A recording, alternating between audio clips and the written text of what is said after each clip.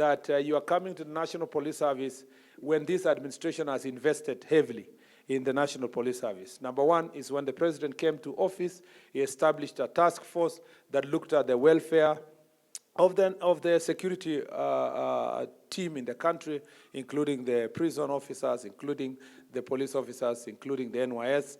And I'm happy that there was a plan to increase the salary of police officers starting from bottom up because of the bottom up economic transformation agenda, so that the lowest ranking officer gets the highest increase compared to the highest.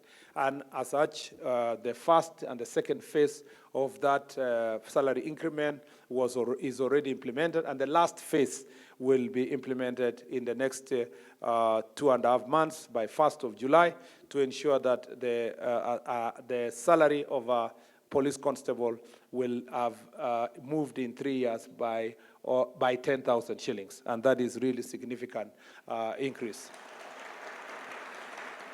We have also, so you will be coming to National Police Service. For people who are recruited, the past recruits, you will be joining at 10,000 more than the person who joined a few years ago.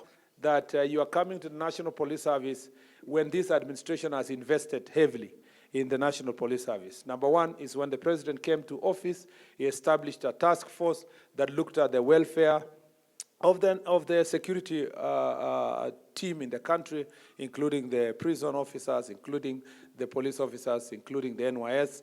And I'm happy that there was a plan to increase the salary of police officers starting from bottom up because of the bottom up economic transformation agenda, so that the lowest ranking officer gets the highest increase compared to the highest. And as such, the first and the second phase of that salary increment is already implemented, and the last phase will be implemented in the next 2.5 months by 1st of July to ensure that the salary of a police constable will have moved in 3 years by 10,000 shillings, and that is really significant increase.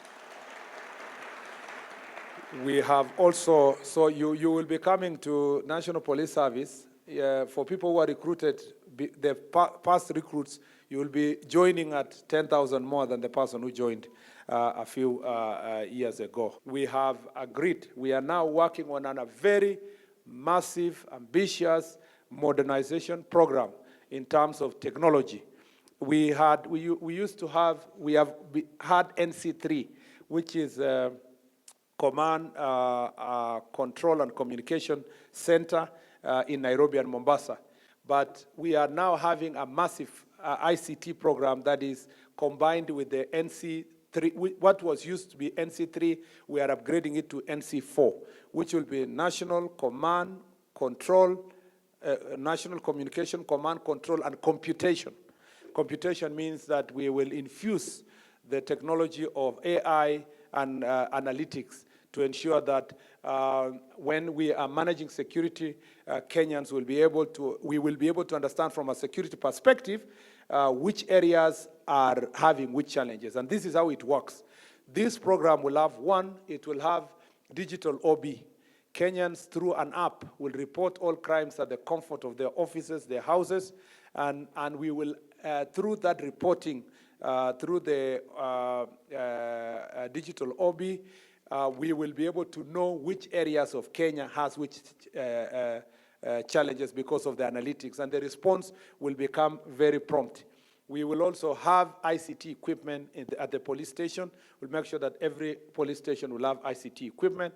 We will ensure that all the police stations have the CCTV cameras to make sure that there's accountability and we can deal with issues of police brutality within any police station if there are any, or we should be able to capture those criminals who are coming to invade police station, and it becomes easy for us to ensure that through technology we have been able to capture all of them. This NC4 centers will be established, the first instance in 6 areas, that is Nairobi, Mombasa, Kisumu, Nakuru, Eldoret, Nyeri, and hopefully move it to Meru. That way it will cover a wider range of Kenya, and the cameras that we will apply will be interoperable, meaning that it will be integrated with the highway cameras, for speed cameras. It will be integrated with ITS in the urban areas. It will also be integrated with some CCTV cameras, for private ones that will be willing to work with the police service to make sure that we cover our country. We have seen in the past that as long as there is this extra watchful eye of technology, we will be able to avert many criminal activities. That project is under procurement. In another few weeks, we shall begin to roll it out. And as you heard, His Excellency the President said, in the next 6 months, by the end of this year, a significant part of that implementation will have been achieved. And we believe that through that process, we will make our country better. You know that there is an ongoing modernization program that the President put in place as soon as we came to office and was implemented by the Deputy President, then the Minister of Interior with the team that was here.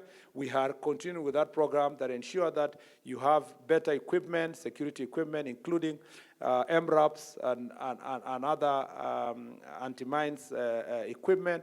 We will also ensure that we are kitting you better. We will also ensure that we continue to ensure that we get modern crowd control equipment, including proper gear for the police and proper material for managing crowds. And I must say that, please, always carry the values of patriotism, of nationalism, of bipartisanism. That is a value that has been ingrained in you. Number 2, I have been told that you have been properly trained on the constitutional principles of human rights. And those principles enable you to understand how to treat every Kenyan. You become courteous to those Kenyans. You become firm when it comes to security. You become firm when it comes to dealing with criminals. When you become firm when it comes to protecting your nation against those that want to harm your nation. But you become gentle when treating citizens of the Republic. You become gentle when you are dealing with our citizens, because you understand that those people have, Kenyans have also their rights that have been trained, you have been trained to deal with.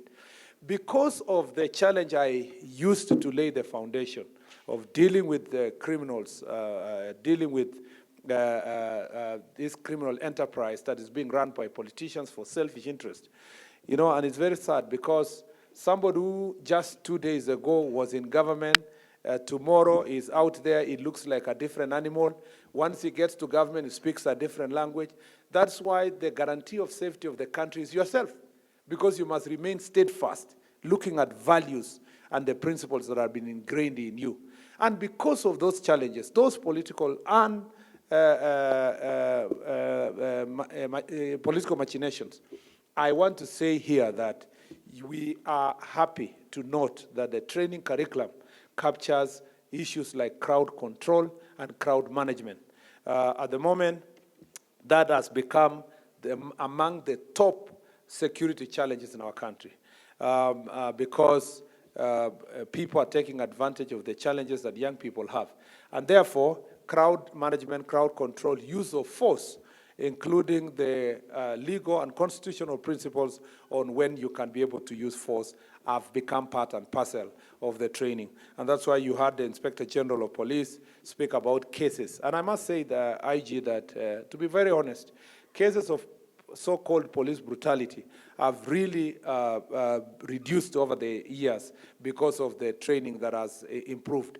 And so in some cases, when we get a few cases in there, here and there, where police officers and police station are accused of brutality, or in cases of protests like the one in Ishara yesterday in Embu, where there is a loss of life, I am happy that always the National Police Service and the Independent Police Oversight Authority have always taken a very firm stand. And I want to thank you, IG, for picking that issue and ensuring that the top investigators have been sent to Embu to make sure that they investigate that matter, and to ensure that our police officers who may have erred or may have violated the law are also brought to justice. But in the same breath, Inspector General of Police, when we see cases like we saw in Kikuyu and we saw in other parts of Kenya, including Kitale, where also civilians are hurting people, hurting properties, fighting others, please take the same effort to make sure that to protect the National Police Service and to protect the police officer, civilians who are causing harm to the police and to the nation must also be dealt ruthlessly to make sure that they face the full force of the law.